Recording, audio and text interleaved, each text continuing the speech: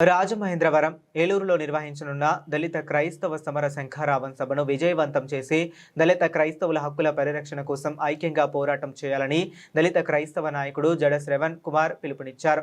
Rajahmundry press క్లబ్లో గురువారం నిర్వహించిన మీడియా సమావేశంలో ఆయన మాట్లాడుతూ దళిత క్రైస్తవులు ఎదుర్కొంటున్న సామాజిక, ఆర్థిక మరియు రాజ్యాంగ హక్కుల సమస్యలపై ఈ సభ ద్వారా ప్రభుత్వాల దృష్టిని ఆకర్షించనున్నట్లు తెలిపారు. దళిత క్రైస్తవులకు న్యాయం జరిగే వరకు తమ పోరాటం కొనసాగుతుందని స్పష్టం చేశారు. దళిత క్రైస్తవుల హక్కుల సాధన కోసం నిర్వహిస్తున్న సమర శంఖారావం సభకు పెద్ద సంఖ్యలో ప్రజలు, సంఘాల ప్రతినిధులు, యువత హాజరై విజయవంతం చేయాలని ఆయన కోరారు. ఈ మీడియా సమావేశంలో పలువురు దళిత క్రైస్తవ సంఘాల నాయకులు, కార్యకర్తలు పాల్గొన్నారు. 2019-24 తరువాత 2019-24లో ఆంధ్రప్రదేశ్ రాష్ట్రంలో జరిగిన పరిణామాల తర్వాత 2024లో ఎన్నో ఆశలతోటి జరిగిన అన్యాయాల నుంచి రక్షణ కలుగుతుంది అని, జీవితాలు బాగుపడతాయని 164 సీట్లతోటి ఒక ప్రభుత్వాన్ని అత్యధికంగా మెజారిటీతో గెలిపించినటువంటి రాష్ట్ర ప్రజలు ఈ కూటమి ప్రభుత్వం దిగ్విజయంగా 2 సంవత్సరాలు పూర్తి చేసుకుంది. సక్సెస్ఫుల్గా 3వ సంవత్సరంలోకి అడుగుపెట్టినటువంటి కూటమి ప్రభుత్వ పరిపాలనలో ఈ 2 సంవత్సరాలు రాష్ట్ర ప్రజలకు జరిగిన మంచి ఏంటో చెడేంటో రాష్ట్ర ప్రజలందరూ కూడా ఆత్మపరిశీలన చేసుకుంటున్నారు. అది ఒక సెట్ ఆఫ్ థింగ్స్గా మూవ్ అవుతా ఉంది. ఆంధ్రప్రదేశ్ రాష్ట్రంలో గత 5 నెలల నుంచి 4 నెలల నుంచి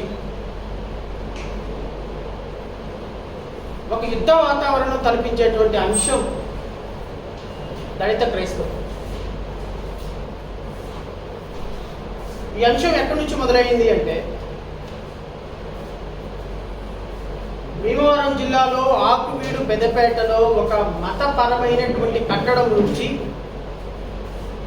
ఈ రాష్ట్రంలో ఒక దుర్మార్గకరమైనటువంటి చర్చకి రాజ్యాంగ పదవిలో ఉన్నటువంటి రఘురామకృష్ణరాజు గారు తెరలేరు.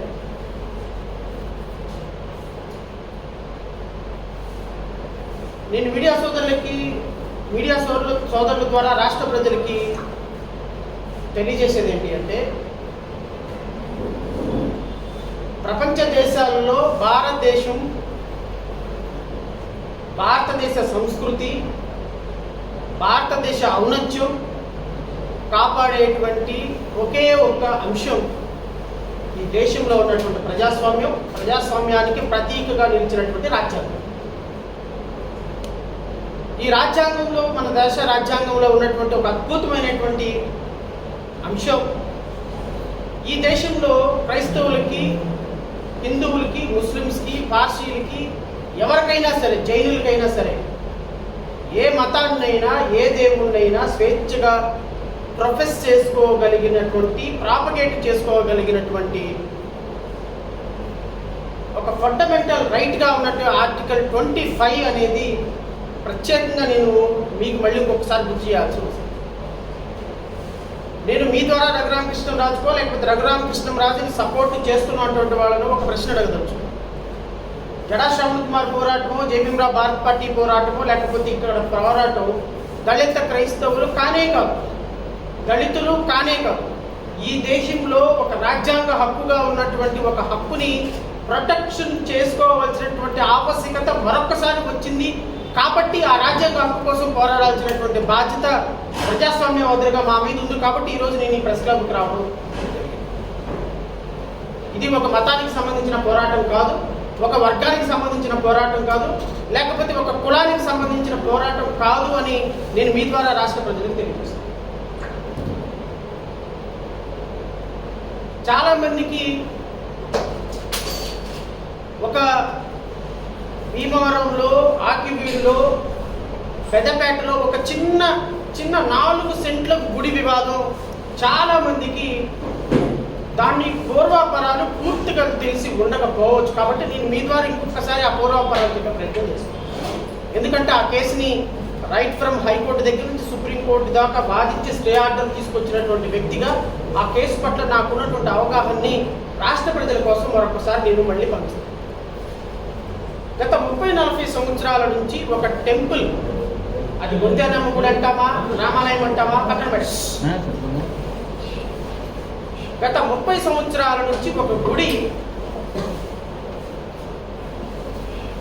డైలాపిటేటెడ్ కండిషన్లో, అంటే శిథిలావస్థలో నుంచి, అసలు అక్కడ పూజలు లేవు, ఏమి లేవు, ఒక గుడి శిథిలావస్థలో ఉండిపోయింది. గత 30 సంవత్సరాల నుంచి శిథిలావస్థలో ఉన్నటువంటి గుడి అనుకోకుండా ఒకరోజు ఒక ప్రధాన పత్రికలో అది ఒక బ్యానర్ ఐటమ్గా వచ్చింది. ఆ బ్యానర్ ఐటంలో కూడా రాయటం ఏంటంటే, రామయ్య ఒకసారి ఇటు చూడవయ్యా అనేటువంటి ఒక ఐటమ్. ఈ ఆర్టికల్లో ఒక గుడి శిథిలావస్థలో ఉందన్నటువంటి విషయం ఆ పత్రిక ద్వారా రాష్ట్ర ప్రజలకు తెలుసు. ప్రజాప్రతినిధి హోదాలో ఆ రామాలయం కట్టడానికో, రామాలయం నిర్మాణానికో, లేకపోతే జై శ్రీరామ్ నిల్దానికో ఆ మతపరమైన కట్టడం దగ్గరికి వెళ్ళి అక్కడ లోకల్ వ్యక్తులుగా ఉన్నటువంటి వ్యక్తులని కవ్వించడం మొదలుపెట్టాడు. ఆ లోకల్ వ్యక్తులు ఏమన్నారంటే, సార్ ఇది గొంతేనమ్మ గుడి, మా కులదేవత, గొంతేనమ్మ గుడిని మేము కూడా పూజించడం లేదు, ఇది డైలాపిటేటెడ్ కండిషన్లో ఉంది అని లోకల్ ప్రజలు చెప్పిన సందర్భంలో లోకల్ ప్రజల్ని కన్విన్స్ చేసి అక్కడ రామాలయం కడతామా, ఇంకో గుడి కడతామా, కట్టండి. ఈ సందర్భంలో రఘురామకృష్ణరాజు అనేటువంటి ఒక వ్యక్తి శ్రీరామనవమి రోజున ఒక 400 మందిని వేసుకొని ఆ గ్రామం దగ్గరికి వెళ్ళి ఆ గ్రామంలో, ఆ పెద్దపేట గ్రామంలో ఒక మతపరమైనటువంటి అలజడి సృష్టించేటువంటి ఒక ప్రయత్నం చేశాడు. This is the pre planned attack. ఈ అటాక్ లో ఒక సాధారణమైనటువంటి ఒక వ్యక్తికి గాయాలైంది, తప్పే. ఎవరి వైపు గాయాలైనా తప్పే, యుద్ధ వైపు గాయాలైనా తప్పే. ఒక ఎమ్మెల్యే, సమస్యని పరిష్కరించాల్సిన ఎమ్మెల్యే సమస్యను సృష్టించేటువంటి ఒక కార్యక్రమంలో ప్రీ ప్లాన్ ఎజెండాగా తీసుకొని ఆ గ్రామంలోకి వెళ్ళి ఆ గ్రామంలో కొట్లాట జరిగినప్పుడు నార్మల్గా ఇరువైపున కేసులు పెట్టాల్సినటువంటి పోలీసులు రఘురామకృష్ణరాజుకి ఫేవర్గా పూర్తి స్థాయిలో 58 మంది మీద, ఇక ఆ గ్రామంలో, ఆ పెద్దపేటలో ఆడవాళ్ళు తప్ప మగవాళ్ళు లేనేలేదు. ఈ సంఘటనను ఆసరాగా చేసుకొని నెల రోజుల పాటు యుద్ధ వాతావరణం సృష్టించి ఆ గ్రామంలో, ఆ పెద్దపేటలో ఒక్క ఇంట్లో కూడా పొయ్యి వెలగకుండా, ఒక్క ఇంట్లో ఒక మగవాడు లేకుండా 30 రోజుల పాటు గ్రామాన్ని మొత్తాన్ని ఖాళీ చేయించి, మగ పిల్లవాడు కనపడితే చాలు తీసుకెళ్లి పోలీస్ స్టేషన్లో పెట్టి చెత్త కొట్టుడు కొట్టి కాళ్ళు పైకి ఏలాడదీసి తల కిందగా పెట్టి చిత్త కొట్టుడు కొట్టే విధంగా దళితుల కుటుంబాల్లో దళిత పిల్లలుగా ఉన్నటువంటి వ్యక్తుల్ని, దళిత కుర్రవాళ్ళని, ముసలి ముతకాన్ని కూడా చోటు కూడా తీసుకెళ్లి చిత్త కొట్టుడు కొట్టించి ఒక యుద్ధ వాతావరణాన్ని సృష్టించినటువంటి ఒక ఎమ్మెల్యే యొక్క ఘన చరిత్ర రాష్ట్ర ప్రజలకు తెలియాల్సి రావాల్సిన అవసరం ఉంది. కాబట్టే ఈరోజు మీ ద్వారా ప్రెస్ మీట్కి రాష్ట్ర ప్రజలతో మాట్లాడే ప్రయత్నం చేస్తున్నాం.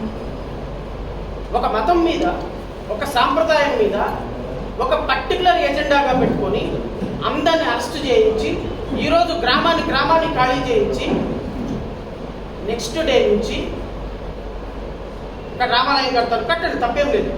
ఎందుకంటే రాముడిని కొలిచేటువంటి దేశంగా, రామ భక్తులు ఉన్నటువంటి దేశంగా అసలు ఒక మతపరమైన కట్టడానికి ఇంకొక మతపరమైనటువంటి వ్యక్తుల యొక్క పర్మిషన్ ఎందుకు అవసరం? Why it is required? కానీ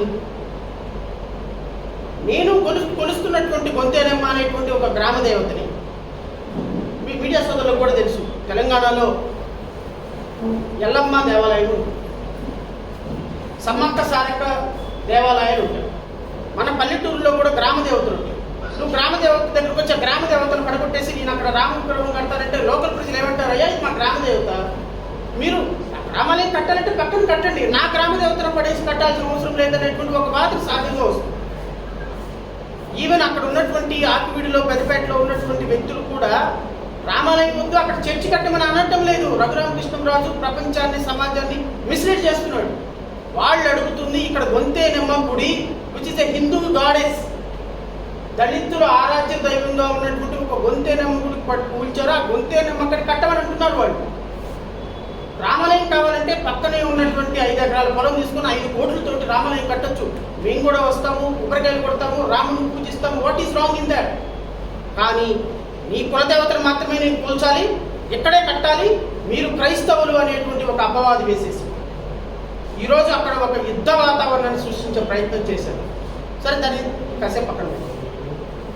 రఘురామకృష్ణంరాజు అనేటువంటి ఒక అంశంలో ఒక డిప్యూటీ స్పీకర్ హోదాలో ఉన్న రాజ్యాంగ పదవిలో ఉన్నటువంటి వ్యక్తి, దళిత క్రైస్తవులుగా ఉన్నటువంటి వ్యక్తులు, నువ్వు చర్చికి వెళ్తే నీ క్యాస్ట్ సర్టిఫికేట్ క్యాన్సిల్ చేసి తెలుగు వీర లేవరా అనే ఒక ఆర్గనైజేషన్ స్టార్ట్ చేసి ఎవరెవరు ఎంప్లాయీస్ చర్చిలకు వెళ్తున్నారు, ఎవరెవరు మతపరమైనటువంటి కట్టడాలు ఇళ్ల ఆవాసాల మధ్య కట్టుకుంటున్నారు, ఎవరెవరైతే మైకులు వాడుతున్నారు, ఎవరెవరైతే పర్మిషన్ లేకుండా చర్చలు కడుతున్నారు, ఎవరెవరైతే జీసస్ క్రైస్తుని దేవుడిగా కొలుస్తున్నారు, వాళ్ళ క్యాస్ట్ సర్టిఫికెట్ల దగ్గర నుంచి, వాళ్ళు వెళుతున్న మూమెంట్స్ దగ్గర నుంచి, వాళ్ళు పట్టుకున్న బైబిల్ దగ్గర నుంచి, వాళ్ళు చదివే వాక్యం దగ్గర నుంచి, వాళ్ళు చేస్తున్న ప్రార్థన దగ్గర నుంచి, వాళ్ళు నివసిస్తున్న గృహాల దగ్గర నుంచి ప్రతి ఒక్క ఇన్ఫర్మేషన్ కూడా ఫోటోల రూపంలో గ్యాదర్ చేసి వాళ్ళ అథారిటీస్కి, కలెక్టర్లకి పర్మిషన్ ఇవ్వండి, కలెక్టర్లకి రిక్వెస్ట్లు పెట్టండి, కలెక్టర్లకి cancellation of the caste certificate పెట్టండి, రిజర్వేషన్లో ఉద్యోగం పెడితే ఆ ఉద్యోగాన్ని తీసేయమని కలెక్టర్లకు పెట్టండి అని ఒక మతం మీద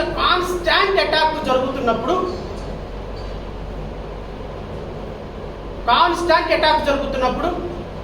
ఆ మతాన్ని